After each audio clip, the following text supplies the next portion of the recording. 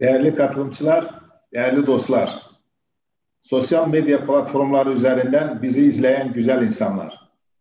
TÜBİTAK Temel Bilimleri Araştırma Enstitüsü tüm araştırma ve eğitim faaliyetlerini giderek artan kararlılık ve azimle bilimin ufukları kapsamında ve dünyanın en önde gelen üniversitelerinden bilim insanlarının katkılarıyla sürdürmeye devam etmektedir.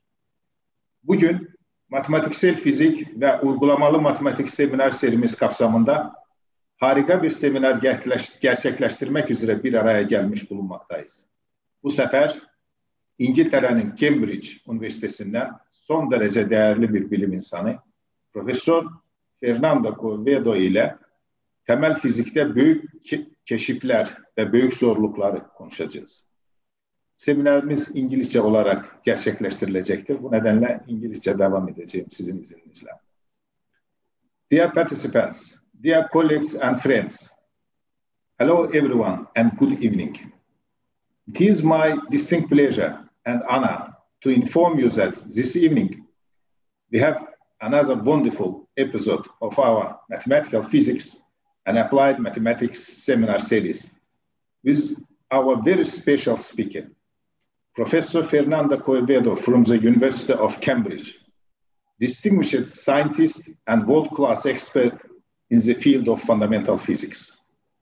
He has kindly accepted our invitation to join us for this seminar and will give a great talk under the title, Great Discoveries and Major Challenges in Fundamental Physics. At the end of the talk, we will have a question-answer session, where questions can be asked by sending a message through the chat button of the Zoom platform or just by raising hand. Professor Fernando Quevedo is a Guatemalan theoretical high-energy physicist.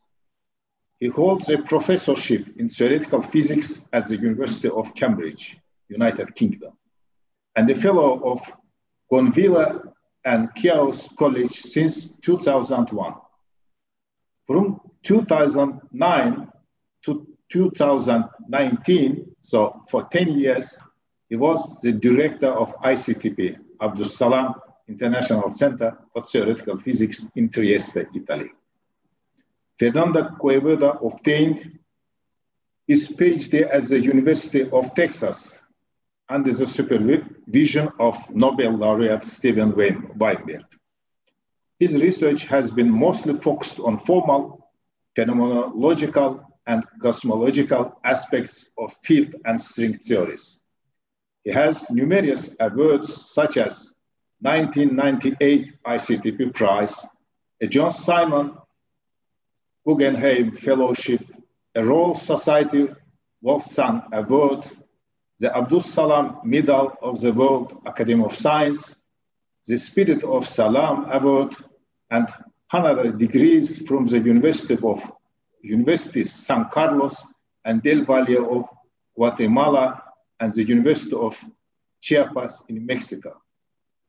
Professor Abdus Salam once said, "Scientific thought and its creation is the common and shared heritage of mankind." With this, I want to invite the former director of ICTP, the Abdus Salam International Center for Theoretical Physics, Professor Fernando Quevedo, to the stage to begin his talk. Fernando, we are very happy to have you with us. Please begin your talk. Thank you very much, Alekran, for this kind introduction. I'm very pleased to be here to share with you some time. And so Alekran asked me to give a very general talk because the audience will be mixed with the students and scientists, engineers. So I will do my best to convey the message. So first of all, well, I would like to say that I have a great admiration for Turkey in general. I have been there several times, and I have very good friends also there. So it's always a pleasure to participate in activity in Turkey, and well, in particular for now this presentation, I was pleased to have been invited. I'm very pleased to participate and give my presentation. So what the idea here is to summarize. Usually we listen in the news many things that have been happening in science. So I'll try to summarize what we consider the most important discoveries for the last 25 or 30 years in fundamental physics, and what are the main challenges, and what people are trying to do to address these challenges. Okay. So since we have a mixed audience, we'll try to start with this very simple diagram that you can always see. You start this is just to get an idea about the scales with the human scale, and then we can go to planets and galaxies all the way to the size of the universe. And you go from the bigger size, or you can go to the smaller size to cells and atoms, nuclei, elementary particles, and the smallest possible thing that we will discuss in my talk. The point of this, presenting it in this way, is just to understand the universe, the biggest things in the world. We need to understand the smallest things in the world, which are the elementary particles and how they interact, and so on. So in the sense that that's how my presentation would be based. Okay. Sorry. Good. And as Alikam say, well, my supervisor, Steven Weinberg, just passed away 3 months ago. It's a great loss for science and in general. I'm totally biased, but I consider him, and many of us consider him probably the most important physicist in the past 50 to 60 years. And I always try to use his advice and his quotes, and this is one of that I particularly like, and I usually do it in my when I give my lectures, is that what is the purpose of theoretical physics? And it is not to describe the world as we find it, but it's to explain in a very few fundamental principles why the world is the way it is. So that's essentially what I see what theoretical physics is, and that's what Weinberg has always emphasized. So let me start with what we call fundamental. So what I claim, we have two fundamental theories, and from which all the physics is based on. And the first one is quantum mechanics. And quantum mechanics essentially is what describes the physics of the microscopic physics, the smallest possible things. There is the standard equation that defines the quantum mechanics, is what's called the Schrödinger equation. It's in terms of a function psi, which is called a wave function. It's a function of probabilities. And it is probably the biggest revolution in science ever. It was over 100 years ago, essentially starting. Essentially, it tells us many things that we were kind of anti-intuitive for our perspective, being ourselves microscopic objects, that how the universe works at the microscopic level. And important quantities is here what is called h bar, which is a constant, which is called Planck's or Dirac's constant, which is extremely small, 10 to the minus 35 kilograms meter squared over a second. So, and that's something to keep in mind. If h bar is 0, we recover all classical physics from Newton and Maxwell and so on. If h bar is different from 0, but is very small, we have the quantum domain in which very strange things happen, like passing through barriers or things that like what we call the uncertainty principle. The uncertainty principle saying that we cannot determine the position nor the velocity of a particle at the same time, only, and the uncertainty in both, P here is momentum, mass times velocity, and X is position. And so the unknown part of both position and momentum, the product of those has to be greater than h bar. So since h bar is very small, so we always believe that we can just determine the position and the momentum of a particle. But being h bar very small but non-zero, then we cannot determine the two things simultaneously. One way to see it is that you see this is naive expectation. We have a little ball in the ball, so at some point it will stay still. But that is the classical picture. But the quantum picture, this one, essentially says it's not around. It's not possible. So it has to always be fluctuating. So you cannot determine the position or velocity. You know the position, you don't know the velocity, so that means that the velocity will be changing. And you know the velocity, you don't know the position. So the quantum fluctuations are the basics thing in quantum mechanics, and so it's based because on this uncertainty principle. That was the first fundamental theory. The second fundamental theory, and there are only two, is special relativity. Special relativity, again, over 100 years ago, essentially, is Einstein's big discovery, which is essentially studying the structure of space and time. And so you can describe the space and time in terms of the position of an observer, and there is something called the light cone, meaning that if you have space and time, one direction, then the velocity is the slope, and there's a maximum velocity, which is constant, is the speed of light. There's 3 times 10 to the 8 meters per second. Again, since it is so big, in the past people thought it was probably infinite, but it's big but finite, and it's constant, so you cannot go beyond that speed. So that's what the light cone describes, that you send a signal, it has always to lie inside the light cone, because this is where the speed is smaller than the speed of light. And at this 45 degrees, you have the speed of light, and after that, it will be bigger than the speed of light, so you cannot communicate this point to that point. Okay, and that essentially allowed Einstein to unify space and time into one single unit called space-time. and again, as h bar played a role for quantum mechanics, the speed of light c plays a role in special relativity. Okay, so based out of those two things, we have we know what essentially everything fundamental in physics is, and it is now reflected in what we call the standard model.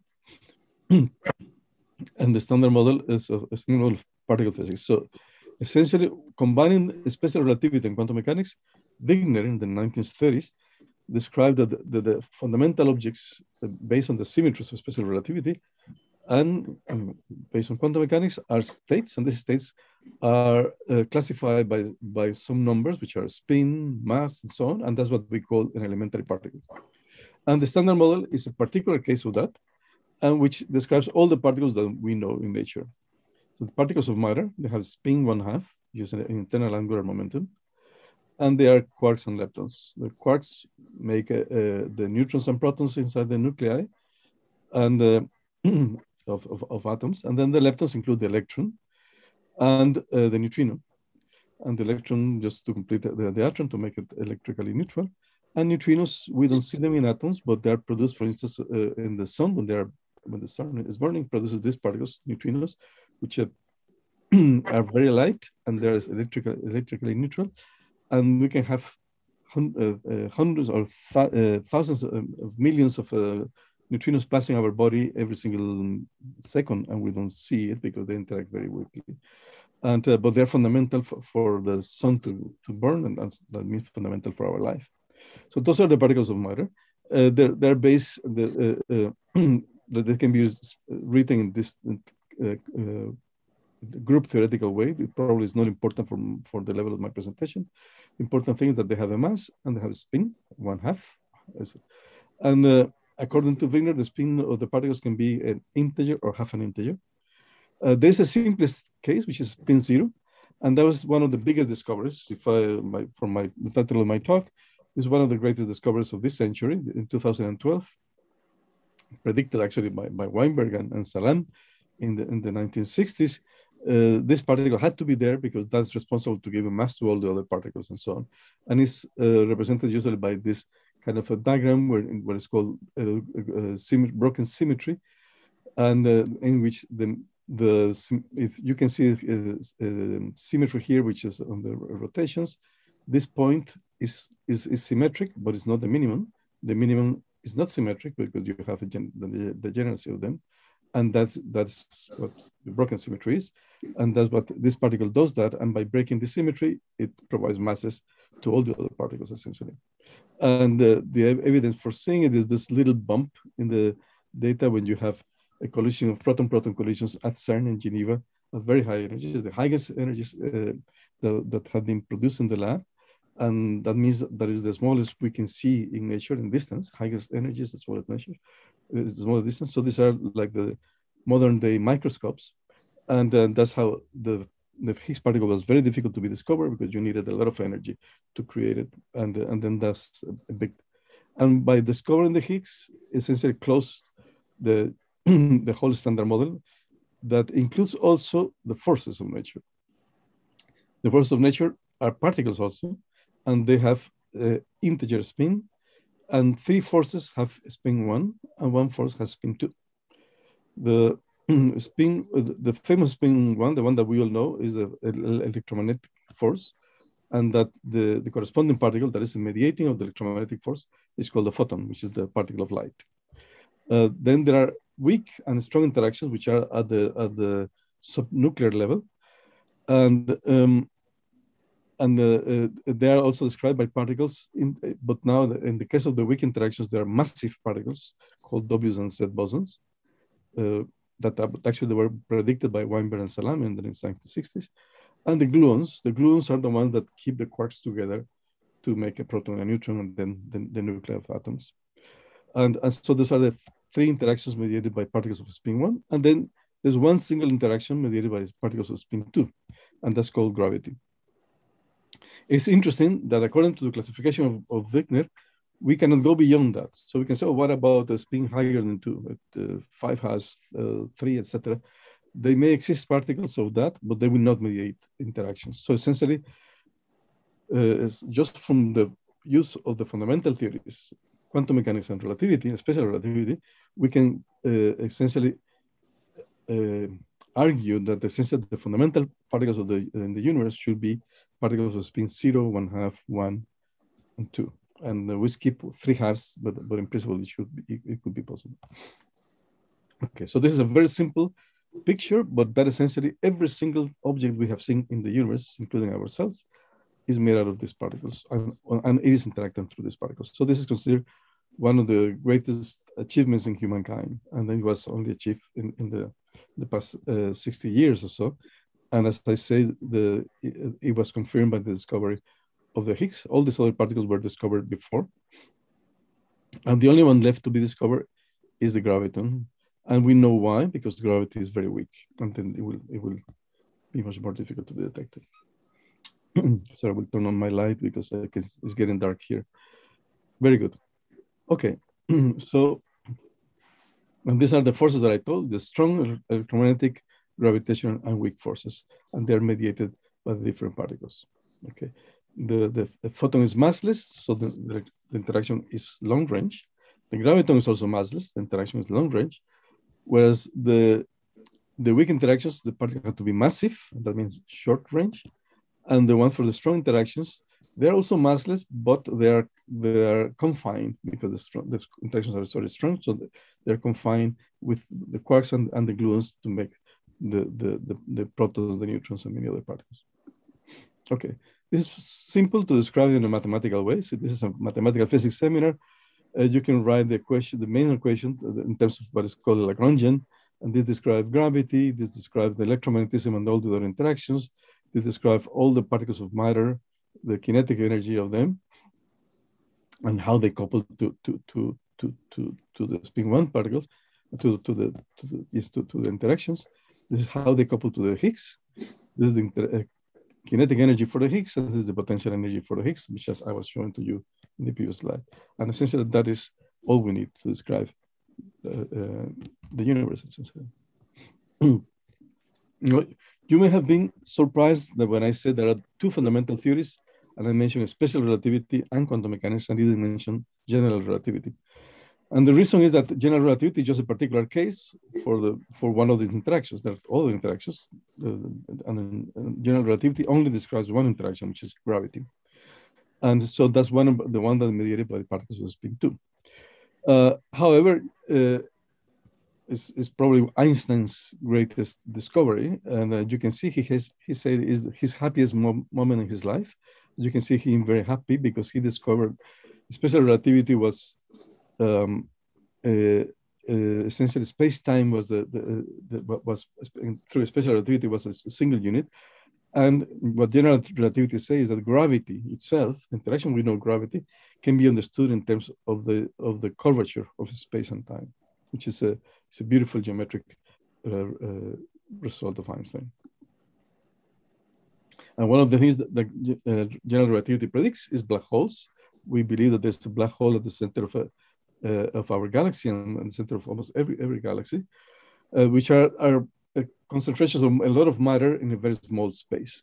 And you can see the first image, one of the very important discoveries in the last couple of years, is that there's a first image of a black hole after so many years. And you can see that the Nobel Prize for that last year also was for people who were working on black holes. And what I think is probably one of the greatest discoveries in many, many years is gravitational waves. In the same way that we have electromagnetic waves, like all the colors that we see of light, gravity also fluctuates, and gravity also has waves. And it was only in 2016, only 5 years ago, that they were actually detected in this experiment called LIGO and Virgo. And essentially it was impressive because it's a collision of two black holes 1.2 billion years ago. And that was such a dramatic event that it produced a huge fluctuations of the space and time. And that had been traveling for 1.2 billion years, and it was detected in this experiment. And now this is many of these similar events have been discovered in the past 5 years. So now it's becoming probably one of the areas with more future, is especially these gravitational waves, because there will be it's a new way to see the universe. Before we had seen the universe only essentially through the light, through the photons. Now we can see it through gravity, and there will be many new developments in the coming years because of this. Just to give you an idea, the gravitational wave that have been explored is of the order of the frequency of the order of hertz, whereas in the electromagnetism, we know we have explored many frequencies, and the visible region is very small, but you have the microwaves, you have the X-rays, cosmic rays, and so on, and ranging over many orders of magnitude in frequencies, and that is still yet to be done for gravity. So it's plenty of future to see. This is what I can see, what people have been exploring now, this kind of frequencies. There are plans to explore with a huge gravitational wave interferometers in the future, a project called LISA, that would be in space. If the experiment here on Earth was 4 kilometers laser beams, in space it would be millions of kilometers with 3 satellites combined. But it will be coming up as hopefully in the next 15 years or so. Very good. So essentially all that is give us the basics to understand the universe, and then you can start trying to understand the history of the universe. And so there is don't be scared about these equations, but at least this is a very simple way to write the space and time. This time, and this is the 3-dimensional space in spherical coordinates. Here, A is a scale factor, depending on time, it tells you how much the universe expands. K is a number that can be 0, 1, or -1. It tells you the universe is open, flat, or closed. And essentially that's it. And with that, we can just explore how how the velocity, this A dot is the speed of this accelerate of the scaling of the universe, and you can describe the equations and see that the universe can expand. Essentially, using the basics of Einstein's theory in a very simple example, you can explore essentially how the universe expands. And early in the universe, people have proposed that essentially that expansion of the universe at some point can bring you back to a value where the scale factor is very, very small, almost 0, and that we cannot describe it with the physics we know so far. That would be what people call the Big Bang. But a fraction of a second after is something called inflation. That is very much believed to be the description of the universe at the very beginning, a fraction of a second after the Big Bang. And that means that the universe is called inflation because it is an exponential expansion in very short time. And after that, then the universe expands as it is more or less as it expands today in much slower. And you can compute things on how far it is expanding and whatever. there will be quantum fluctuations, which are represented here by this delta phi, like the quantum fluctuations I told you from the uncertainty principle, and they can be computed and they can be tested experimentally. So all this has given us this picture that probably you have seen it, but is that you have the Big Bang where we don't know. You have this period of inflation, which is accelerated expansion, and then the universe has been expanding over, and then we have now another period of accelerated expansion, which we call dark energy, that I will mention later on. And at the very beginning, you have this inflation. You have these fluctuations at this stage. The universe was very small, so the fluctuations were quantum fluctuations, microscopic, and then all the particles there were no atoms or anything because it was very hot, so all the particles were colliding with themselves. The electrons, the protons, the photons, all of them were like a big soup. And there, at some point, something very important happened. Well, when we have almost 3 minutes, there were the first nuclei that you can call nucleosynthesis. And there's a famous book of Weinberg, precisely called "The First 3 Minutes of the Universe," that it's an old book that we all learned cosmology by reading that book at that time. And of course, now there are many other ones, but just to have the idea that someone at that time was telling you, you can explain what happened in the first 3 minutes of the universe is impressive. And but then the universe starts expanding, and it's getting colder and colder. It's getting colder, and at some point, 300,000 years after the beginning, it was cold enough. The temperature was not that high, and then the proton was able to trap an electron into the first atom. That managed to liberate, to free all the photons, which are the particles of light, because now the atoms were electrically neutral, so the photons were free there. And this moment, which is a very special moment, 300,000 years after the beginning of the universe, has been stamped in what is called the cosmic microwave background that was observed in the 1960s. So I will mention that. So this is the best evidence we have of the Big Bang, because this moment is seen daily and can be detected at any moment, that all these photons were produced at that time are getting to us from all the directions. After that, the people call what is called the dark ages, and then the matter, because of gravity, is the dominant force. All the other interactions were very short range, or the atoms were electrically neutral. So gravity dominated, and then it attracted part of the matter because of these fluctuations, and the matter became stars and then galaxies, and you have the universe that we know today.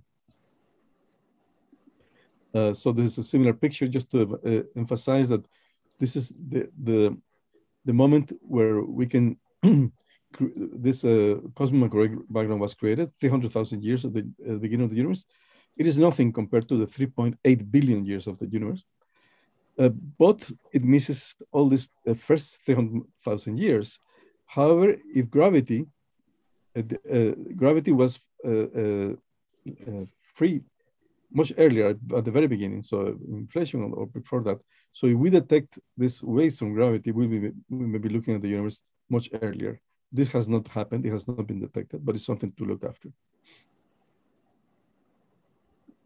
Okay, and the evidence, we have the Hubble's law, which is just tell you how fast the universe is expanding. That's an old story from the 1920s. This is more recent measurements.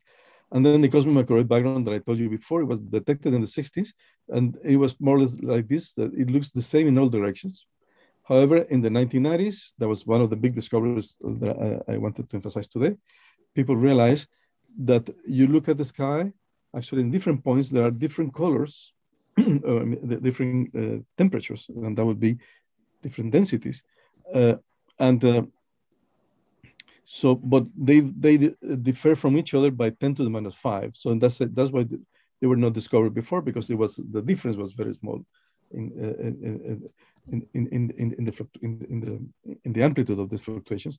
And these fluctuations are quantum fluctuations, similar to the things I told you at the beginning from the uncertainty principle.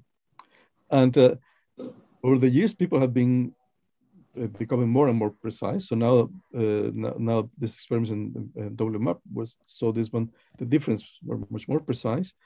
And even now Planck, which is the latest satellite that has been seeing this at a very small precision. And because of that, you can detect in a lot of detail these small fluctuations, which produce this beautiful plot. This is the amplitude of these fluctuations. And the solid line is what theory tells you, including inflation and so on also. And the dots are the experimental values. And that changed cosmology from a speculative science to precision science. So this is the level of precision as the best experiment that we can have on Earth. So essentially, detecting the fluctuations of the cosmic microwave background has changed the vision of what cosmology is. It's no longer speculative. It is a real science with numerical precisions that can be tested experimentally and has been tested in a very successful way. Okay. So again, this is small fluctuations that were quantum in inflation. They can be put to test, and still people are testing. Even 2 or 3 weeks ago, there's a recent result from BICEP limiting this parameter space of all the variables which are in inflation. So they're putting more and more constraints on the test. And here, just wanted to emphasize in this plot is that these fluctuations that came out quantum mechanical at the microscopic level are the ones that at the end are creating this large-scale structure that we see in the galaxy. Why is it in the universe?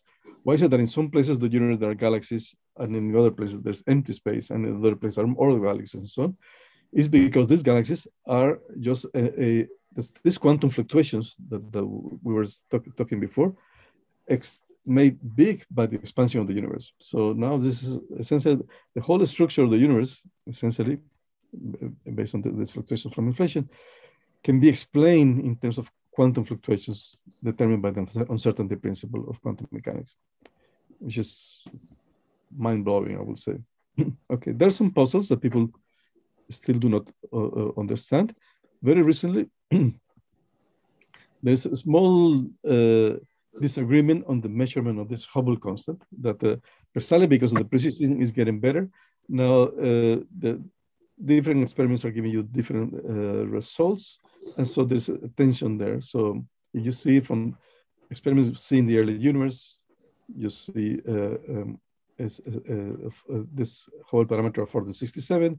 You see from supernovae or other recent scale universe, you will see it will look like 73 or so. So, and the precision is so good that in principle, it is looking as a challenge, and we don't know how to explain that yet. It may still be a statistical fluctuation, so it's something to keep an eye, but not to be too much worried. The thing that is a real puzzle, and it was totally surprising when it was discovered, it was 1998, is what we call now dark energy.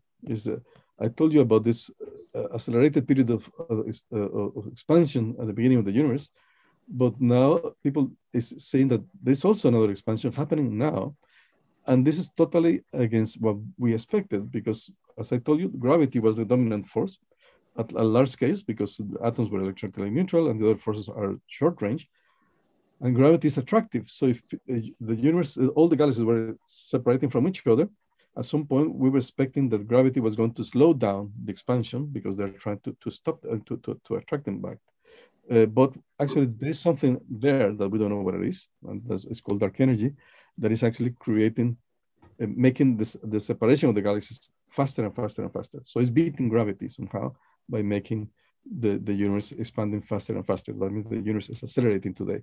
It's acceleration which is far much more smaller than the big inflation that happened is believed to happen at the beginning of the universe, but it's still accelerating. So the acceleration is positive.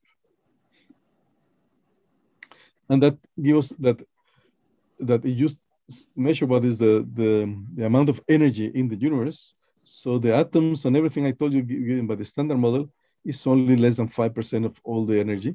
And most of the energy comes from dark energy. There's another contribution to the energy coming from dark matter that I will mention next.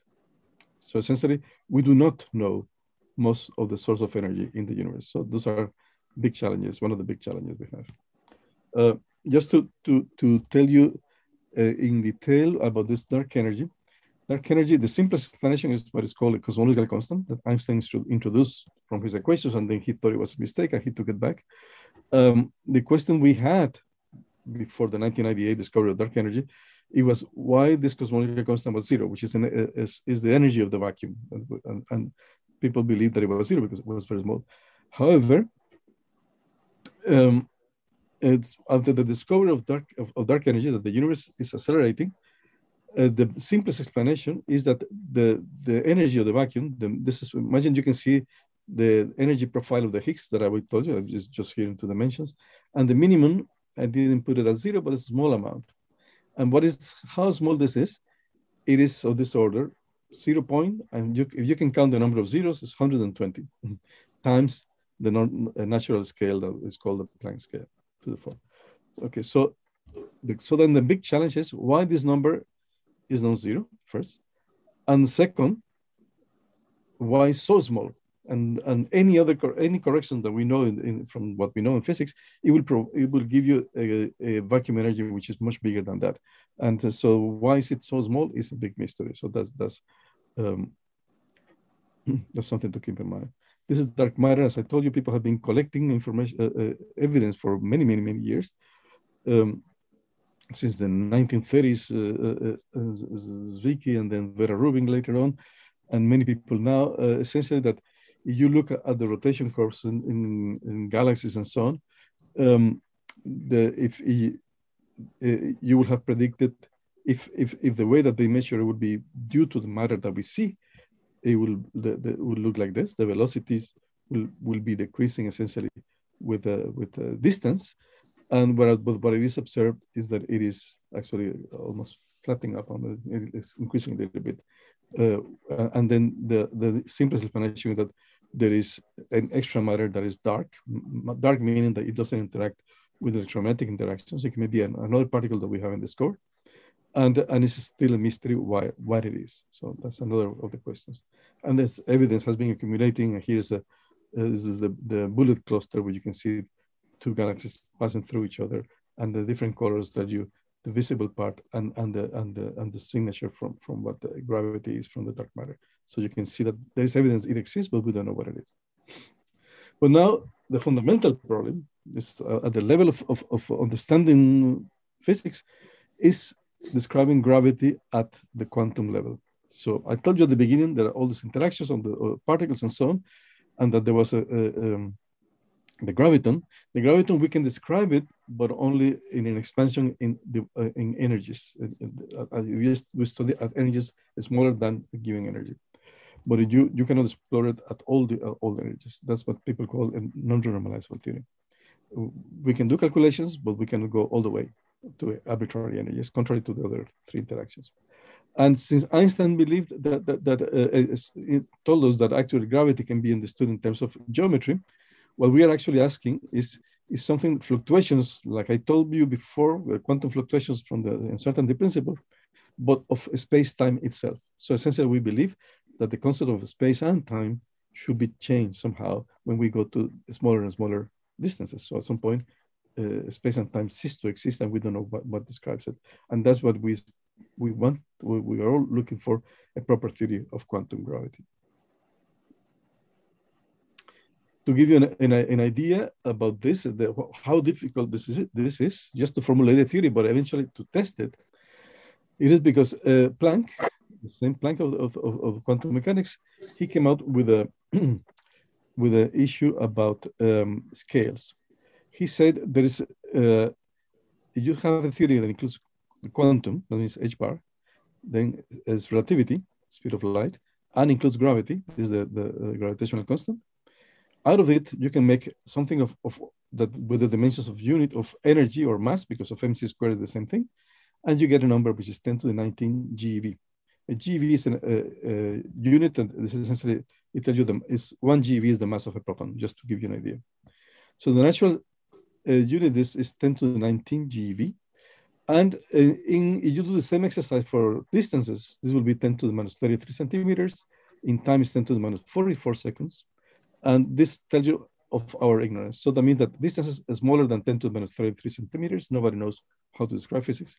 And time smaller than 10 to the minus 44 seconds after the Big Bang. We don't understand physics. That's what we do not understand the Big Bang. And we are exploring in this LHC at CERN, when they discovered the Higgs, we're exploring these energies and these distances. And the scale of gravity is this small. So it's like 15 orders of magnitude smaller in distance and bigger in energy. And that's why it will be very, very difficult to test. Any idea about quantum gravity will face this problem to be able to be tested experimentally. How am I doing with time? How much time do I have? 20 minutes. Okay, thank you. Very good. So we have no problem with time. Please feel free. Okay, very good. Thank you. So I'll try to finish in time. So, and people, of course, being the most important problem in physics, the most fundamental problem, someone asks you, what is the most important problem in physics? You have an answer. The answer is describe gravity at the quantum level, at the microscopic level.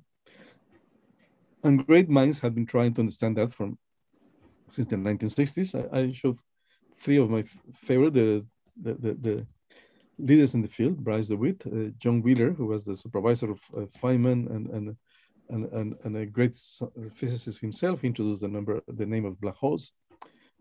There's the basic equation in gravity, in quantum gravity, is called the Wheeler-DeWitt equation. It's the equivalent of the Schrödinger equation for quantum mechanics. And Stephen Hawking, who I had the honor to know him quite well when he was still alive here in Cambridge. And I had a great admiration also for him. They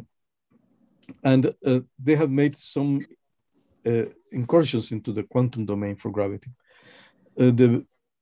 Probably the big surprise is that Hawking in the 70s realized that the black holes are not black, in the sense that black holes were supposed to not leave anything leave the black hole, because the black hole, matter was so dense that you try to send a signal out of the black hole.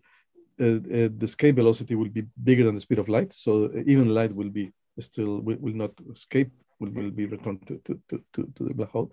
And but Hawking said, well, that's the fact in classical physics. In quantum physics, you can have again the vacuum fluctuations, and the vacuum fluctuations you can create particles and antiparticles for a moment of time. One particle can be trapped into the black hole, and the other one goes away, and that looks like radiation. So in that sense, that you will see radiation coming out of the black hole, and that is Hawking radiation. He also pointed out as a fundamental problem. He said, precisely because of this radiation, it looks that that radiation is thermal, so it will be seen. It doesn't matter what goes into the black hole. The outcome will be on just a thermal radiation, and you will be losing all the information that came into the black hole. And that's a question of principle, not of practice.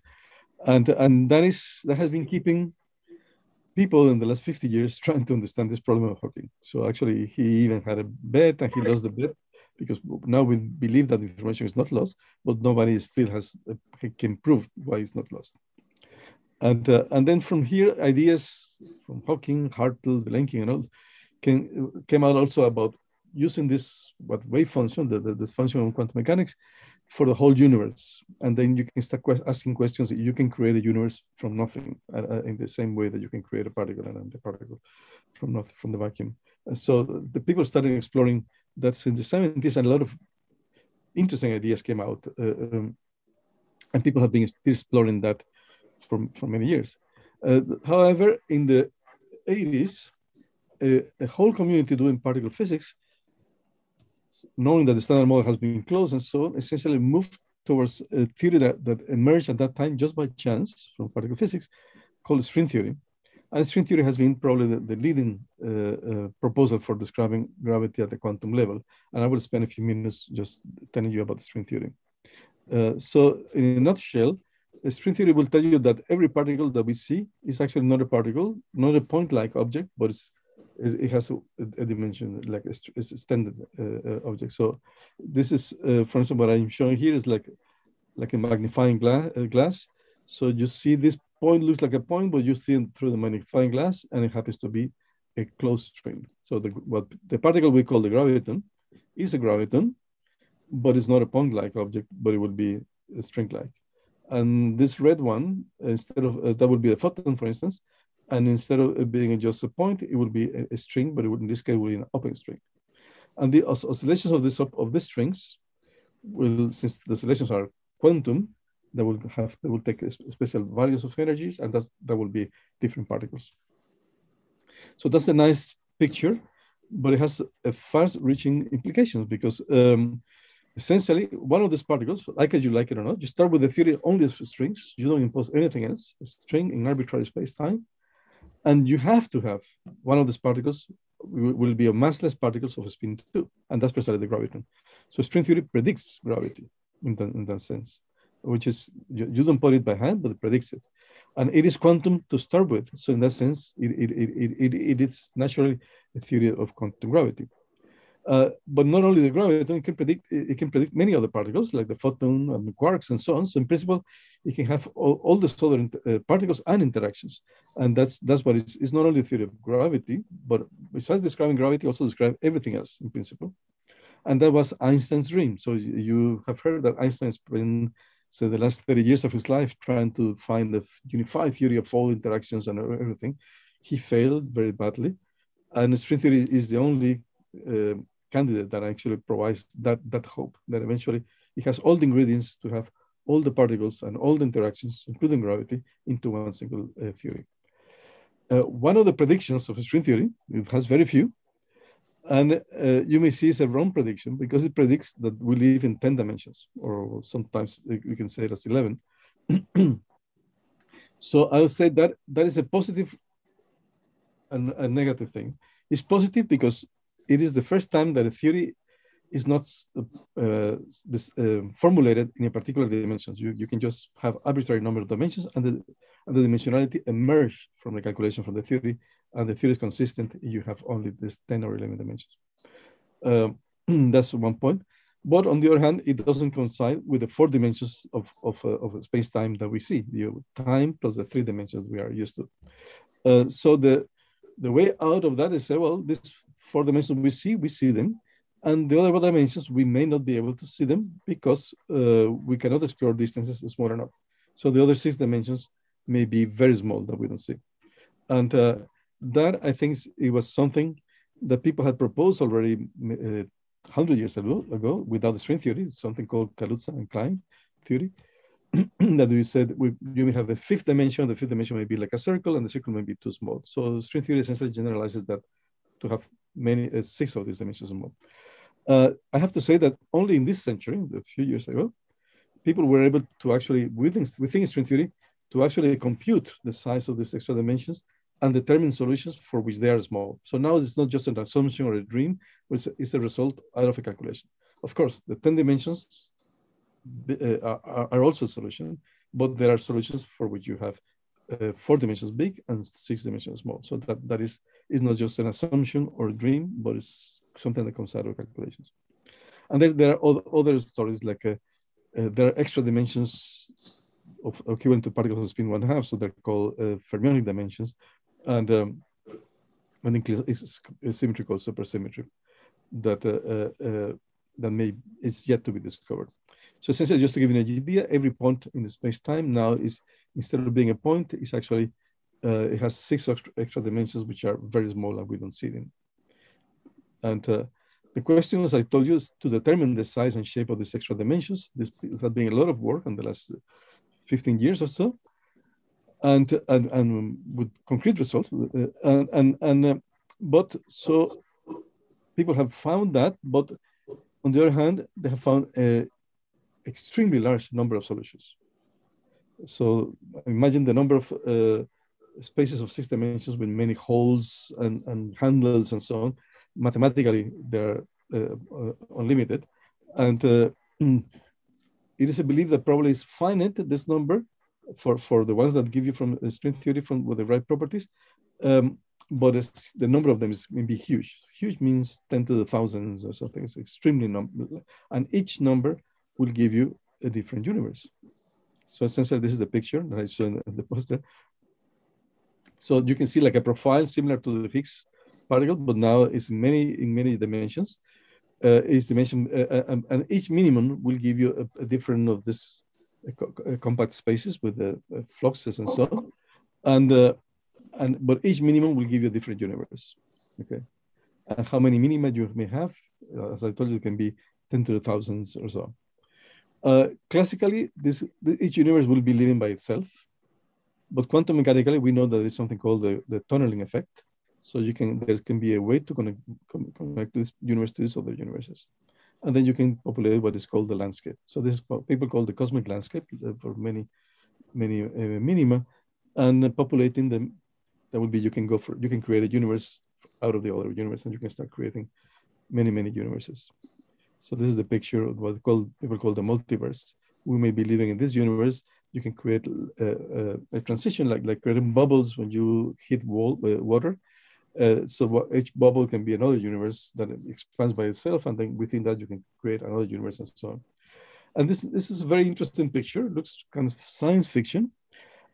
However, Weinberg, from anybody else who is not a string theorist, he came out 10 years before they discovered dark energy with the idea to say, well, what about if dark energy, if there is this cosmological constant?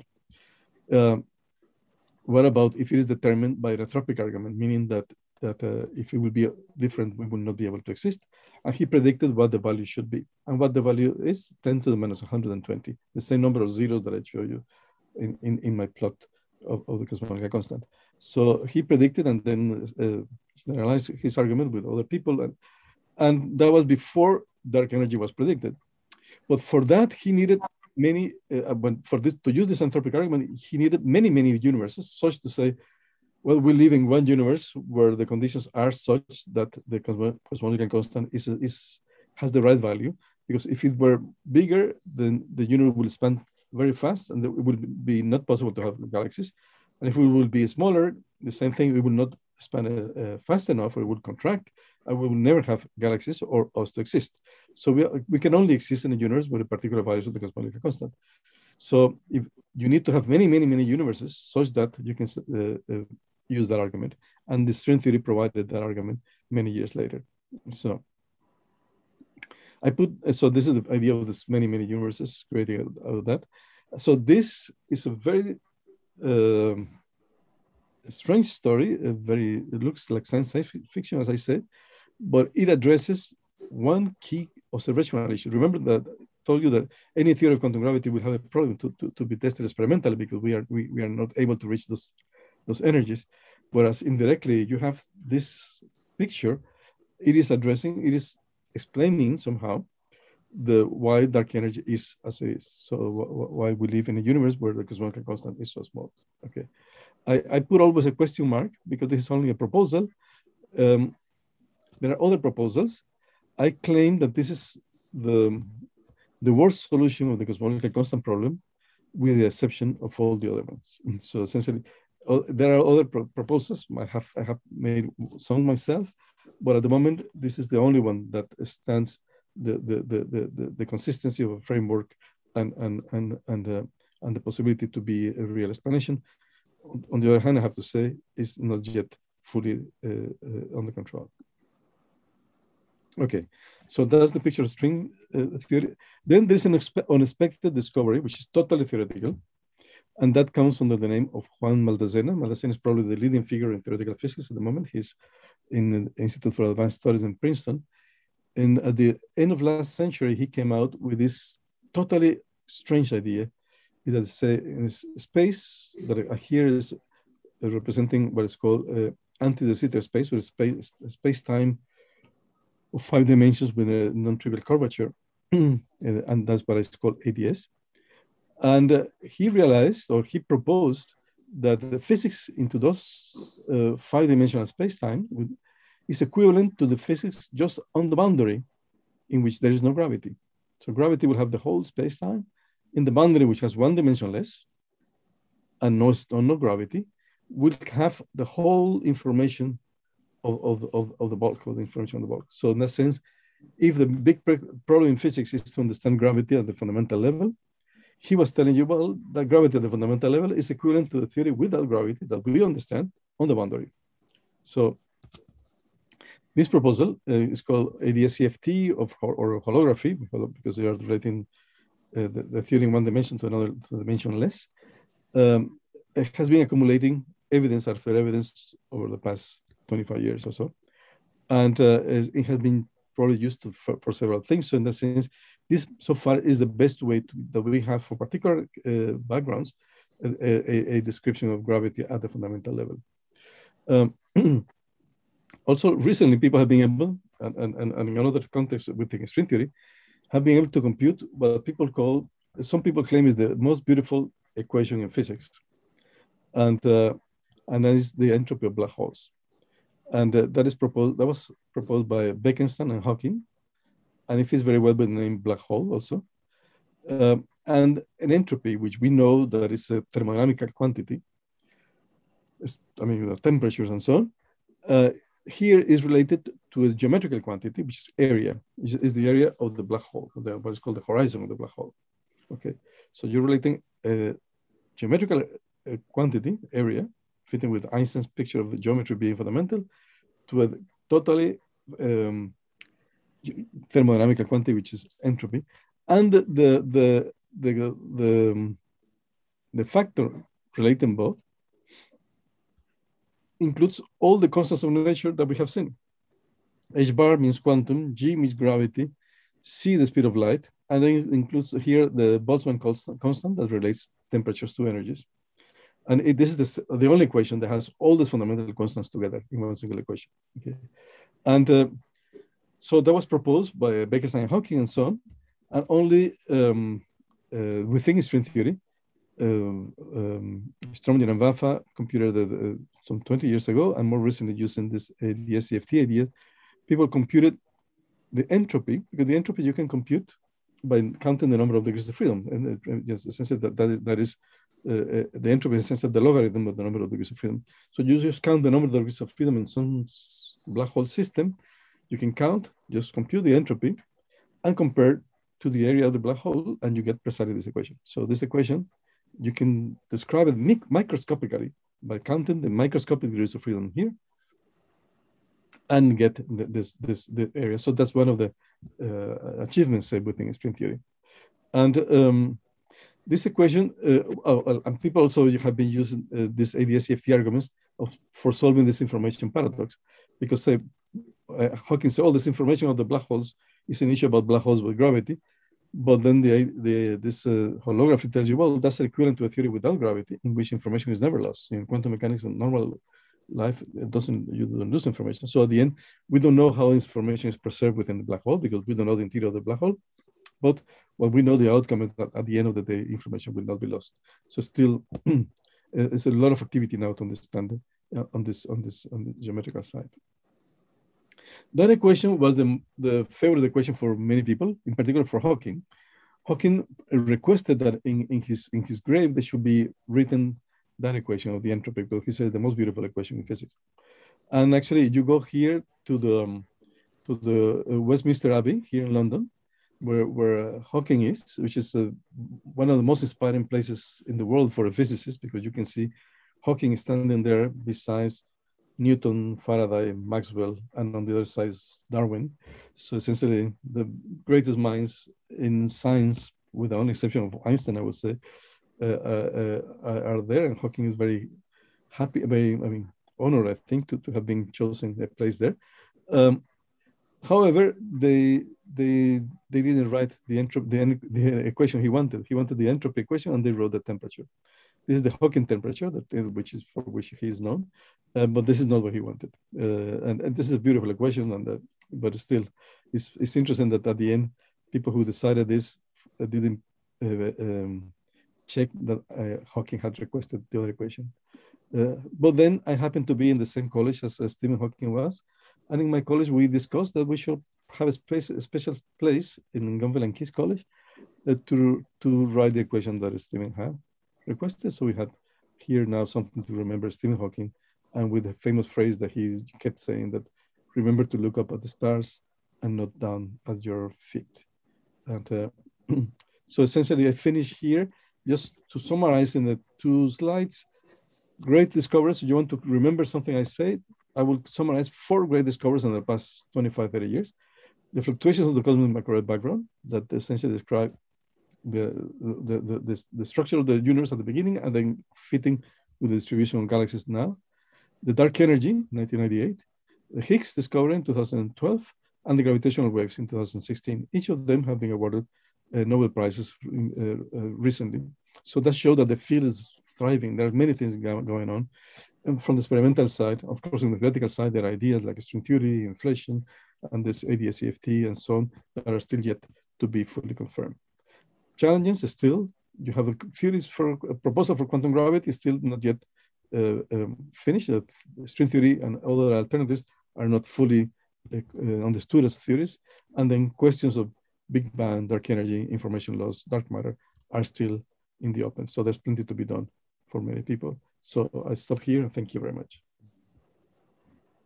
Fernando, thank you so much for this very nice, comprehensive and exciting talk. That was great. Thank you, thank you. So we can now pass to session questions and answer. So we can have some questions. Please send us your questions using chat button, as I say, by message or just raise your hand.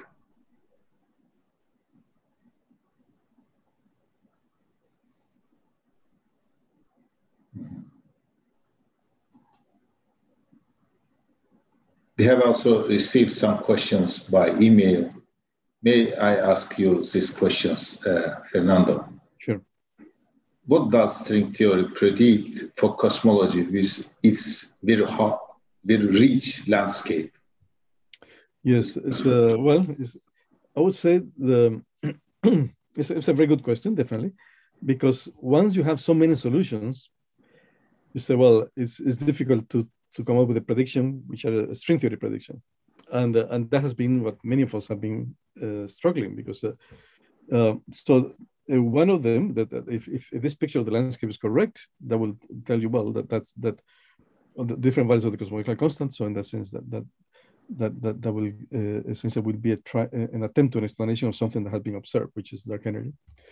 However, what we like to have is something that say, well, something that can be observed new that is string theory predicted. For instance, the source of the cosmic of the density fluctuations of the cosmic microwave background. An explanation for inflation. If inflation is the correct theory of the early universe, inflation lacks a theory behind. So you can get inflation from string theory in a well-defined way. You can probably get a prediction. Unfortunately or fortunately, there are very few, but not only one, few proposals of inflation from string theory. I would say for the 10 different proposals, which I've seen, you can classify in 2 or 3. And so there cannot be a prediction of the theory, but predictions of classes of models from the theory. That's already good enough. That I compare with the standard model and quantum field theory. So quantum field theory is the theory behind, using special relativity and quantum mechanics. But the standard model that Weinberg, Salam, and others discover is one particular model out of an infinite number of them. So at some point you can, and you say, we believe in quantum field theory because the standard model is predicted, because there are very few predictions of quantum field theory itself. So models of inflation from string theory, getting something called cosmic strings that can happen there. Now, my favorite one, and that I can spend a few seconds on that, is gravitational waves that I hope it will develop. It so happens that I told you that exploring the Planck, getting to the Planck scale, so that, which is almost impossible to achieve within our facilities at the moment, or in the near future, or even planned future, we cannot get colliders to be at that high energy. Gravitational waves are opening totally new way of seeing things. One is that there may be gravitational waves from inflation, and people are putting tests right now how big these amplitudes are. That will be one big thing. The other one is that anything that happened beyond the standard model all the way to the scale of strings would produce gravitational waves. There's people call phase transitions, reheating, preheating after inflation, something called oscillons, boson stars, many things, produce gravitational waves and tend to be of relatively high frequency. So now we are starting a community to try to plan future experiments to go beyond the frequencies that people are exploring now. People are exploring up to the kilohertz, and they will go to smaller frequencies, but not to higher frequencies. So exploring frequencies of the order of megahertz, gigahertz, and so on, which is natural for electromagnetism, it will provide a lot of information of early universe cosmology and for scales as high as the scale of string theory. So in that sense, that's much more promising. And we are talking about experiments that can be, the higher the frequency, the smaller the experiment. So you don't have to have huge colliders of anything. So you can do it in a tabletop experiment. The only thing you need is precision to detect that. And that I think is very exciting. So I would say at the moment that it will not happen in the next 5-10 years, but there's potential that it may happen in the next 30 years or so. Thank you very much. We have a question in message chat. What is from Varga Kalantarov? What is known about the dynamics of gravitational waves? Can they break down in a finite time? Can they? Sorry, what was the last point? Break down in finite. Break down in finite time. No, I think that those gravitational waves are just. We can think about the way I like to think, which is probably the easiest, the simplest, is to essentially the same thing as electromagnetic waves. Electromagnetic waves are just fluctuations of electromagnetic field, and which are just the photon, the classical manifestation of the photon, and gravitational waves are just the classical manifestation of the graviton. So the nice thing is that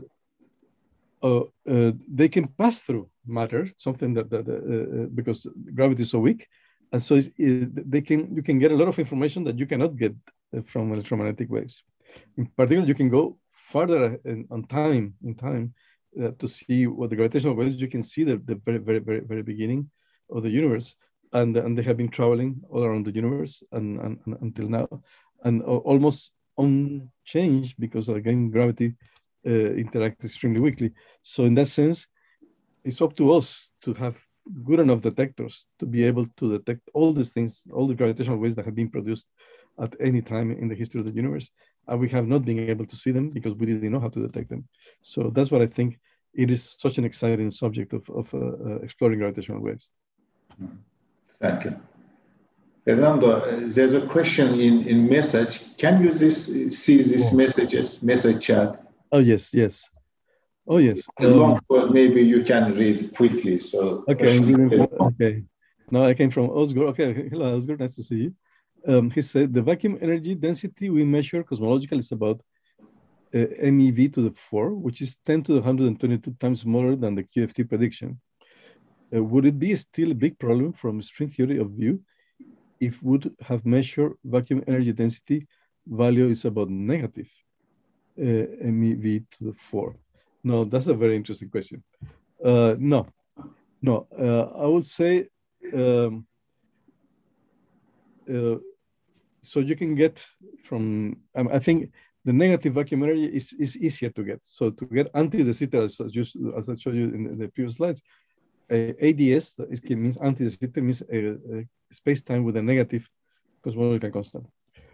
And those are better behaved than the spaces with positive cosmological constant, because there's this symmetry called supersymmetry that I didn't talk about. You can have it in anti-de Sitter but not in de Sitter. And string theory inherits that symmetry, so in string theory it's easier to get solutions which are anti-de Sitter. And now, precisely because you can get an anti-de Sitter, and every component of the standard model contributes to the vacuum energy. The bosons contribute in a positive way, the fermions in a negative way. So you, depending on the balance between bosons and fermions, if they can cancel each other, but one can win over the other one. You can have more positive or more negative. So if what is observed is negative and whatever you got was positive, then you have more fermions, the fermions will lower down to negative, or the other way around. Now it looks that it's positive now, and you, from string theory, you get something negative, then the standard model particles can just help you to bring it to positive. So in that sense, yes, it will not be a problem for string theory. Actually, on the contrary. Thank you. So we have another question. So, yeah. You know, sometimes people talk about the new physics and so on, so on. So we have received the questions which states that it's a real need or possibility for new physical theory beyond string theory. What do you think about it? Oh yes, definitely. There's a whole community, or even I think before string theory. So there are several attempts. People trying to discretize space-time and to do it as a lattice. There's something called loop quantum gravity, which is trying to follow more or less some steps in field theory without gravity to understand gravity. They phrase some of the problems of string theory. They have the same problems of string theory in the sense that we cannot test them because of the same problem of quantum gravity of the Planck scale. And they're less ambitious than string theory because they're aimed at just addressing the issue of quantum gravity and not the whole other interactions.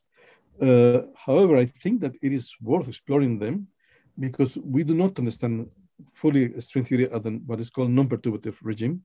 And these theories, some of them are precisely formulated in a non-perturbative regime. So at some point, there may be some matching if both things make sense. At some point, if it is a fundamental theory, it's better be unique. So if one or more than one is consistent, so what I will expect is that they will be matching with each other in some regime. So for instance, we do not understand string theory at the non-perturbative level. So many things can happen there. So all these other attempts that people are trying may be useful for that. Yes. I can see now that the answer from Osgur. He said, it seems observational that the universe is consistent with negative MEV to the 4 for redshift values larger than 2. I didn't know. And this solves various tensions of the lambda CDM. Okay, I don't know if I understand. Because I thought that the tension has been between a closed universe or an open universe with the sign of K, not of lambda. But are you saying is the issue about lambda or K? Because K, I agree. I mean, there's an argument now if the universe is closed or flat, because some people are doing the analysis of experiments. They get that experiments somehow favor a little bit a closed universe. That means K is positive. But about lambda, I didn't know. So probably yes, I didn't understand. Thank you very much. Indeed, our speaker tied. I think we all a little bit tied. So let me ask last questions, Fernando. Last questions, please. Okay. Does string theory indeed resolve the black hole information paradox? If yes, we would have some testable implications. Some questions came by email. Very good. The black hole information paradox is an interesting thing. Hawking formulated it in 1976. So you can see more than 50 years. And people have been working. Some people have spent the whole career just trying to solve that question, which is, for an outsider, it's surprising because it's not a fundamental, it's not an experimental question. It's a question that came out of the mind of Hawking. But the idea is important thing is that if we understand that question, probably then we claim that we may start understanding quantum gravity. That's why people are doing it. And I think it makes sense. And it so happens that only in the last 2 years, there were 2 papers by young people. One is Pennington, who was a student in Stanford, and the other one is Haiti and Marolf and others who are, most of them are very young, also below 30. They made a breakthrough using what this concept is called entanglement entropy in a holographic way. And so in that sense, using ideas or at least inspiration from ADS-CFT. And they came out that the proposals of objects, regions they call islands, which are hidden behind the black hole, for where the information is stored. And once you include those degrees of freedom into your counting of entropy, then you get everything to work. And then you can see that the information is not lost. The way to measure that is something called the page curve, that according is how the entropy changes. And according to Hawking, the entropy is getting bigger and bigger and bigger and bigger with time. And Page, many years ago, said, well, if information is preserved, the entropy should increase at some point, and then at some point stop increasing and decrease. And what these people managed to get is precisely to get the Page curve, this decreasing. So that is probably the major progress in the last 34 years. It was done 2 years ago by these young people. It's not yet the solution, the full solution of the problem, but looks very promising. I think it's a lot of activity in that direction, and I think it's good to try to read those papers. I think Maldacena and others have been writing review papers, so I think it is accessible to the general public. And so this is, however, this Hawking radiation itself is so weak that to be measured is something that's why Stephen kept saying all the time that if someone will manage to measure the Hawking radiation, he will get a Nobel Prize, but he will never get it because of that. And of course he died without the Nobel Prize.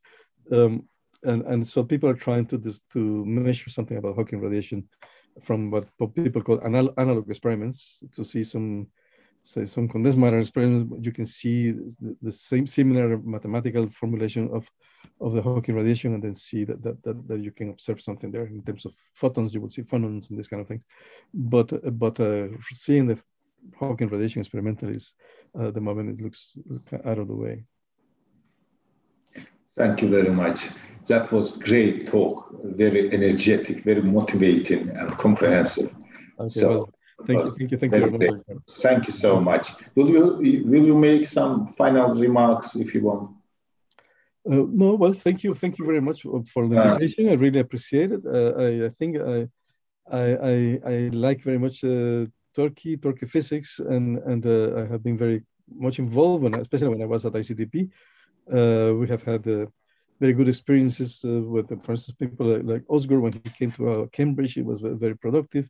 When I go there, we have students there working, and so I can see, I feel very, very close to the community in Turkey, and I hope it continue like that, and I hope to be able to visit again, not in the far future. And sure. Thank you again for the invitation. Thank you. We will be waiting for this in COVID-free world. Exactly. To discuss all things in person, to have you here in person. Absolutely, very good. I'm looking forward. Thank you so much. Okay, so thank we can stop here if you don't mind. Sorry? Can we stop here if you don't mind? Perfect. Yes, that's perfect. Yeah. Yes. Thank you very much. Thank you. Thank you. Bye.